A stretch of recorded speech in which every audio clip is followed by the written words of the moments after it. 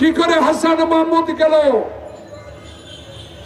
কি করে পুলিশের সবচেয়ে বড় কর্মকর্তা দিল্লিতে একটি দোকানে তার ফটো ভাইরাল হলো। আমি আজকে বন্ধুরা স্বরাষ্ট্র উপদেষ্টাকে এই সভা থেকে বলতে চাই, শ্বেতপত্র প্রকাশ করুন।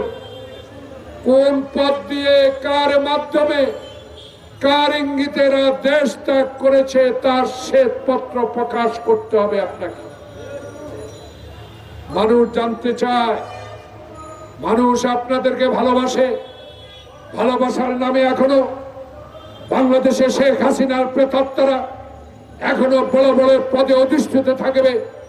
রাষ্ট্রপতি এখনো বঙ্গভবনে বসে শেখ হাসিনা সহ যারা পালিয়ে গেছে জনগণ বলা শুরু করেছে তাদের সাথে যোগাযোগ রাখছেন। এটা আমার কথা নয়, জনগণ বলা শুরু করেছে। তাই স্বরাষ্ট্র উপদেষ্টা মহোদয় ক্লিয়ার করা উচিত, জনগণের এই কথাগুলোর উত্তর দেওয়া উচিত।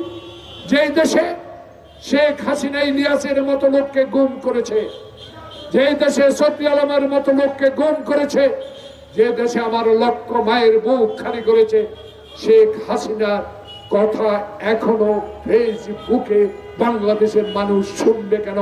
এই বিষয়টুকু খোলাসা করা উচিত। একজন বক্তা জাতীয় পার্টি নিয়ে কথা বলেছেন। তাদের ইন্ধনে 16 বছর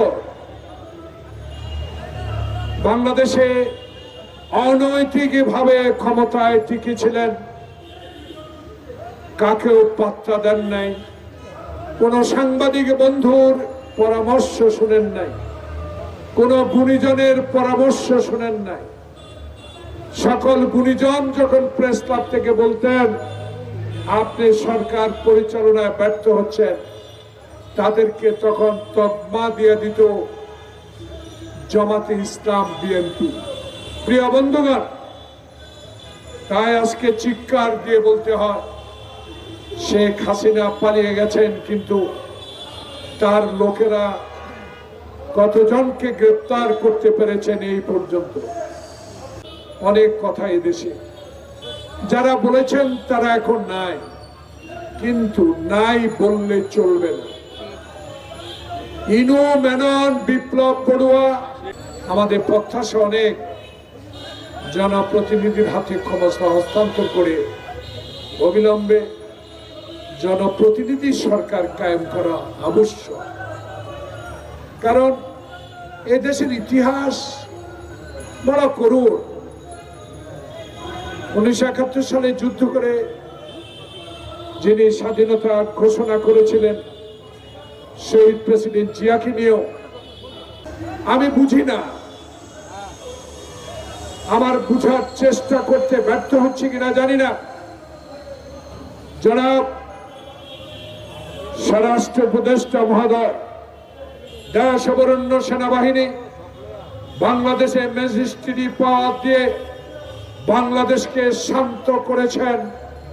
আমরা হতভাগারা এই রাজনৈতিক কর্মীরা যারা লক্ষ লক্ষ মামলার আসামি হয়ে মায়ের বুক খালি করেছি এই আপনাকে অপসারণের জন্য, শেখ হাসিনাকে অপসারণের জন্য, তাদের দাবি প্রত্যাশা আপনার কাছে ছিল। যারা বিদেশের মাটিতে বসে এখনো ফেসবুকে কথা বলে, যারা হিন্দুস্তানে বসে এখনো আপা আপা বলে কথা বলে, তাদের বিরুদ্ধে কি আশা করি আপনার কাছে? আশা করে জনগণ একটাই, অবিলম্বে তাকে দেশে এনে বিচারের আওতায় আনা হোক।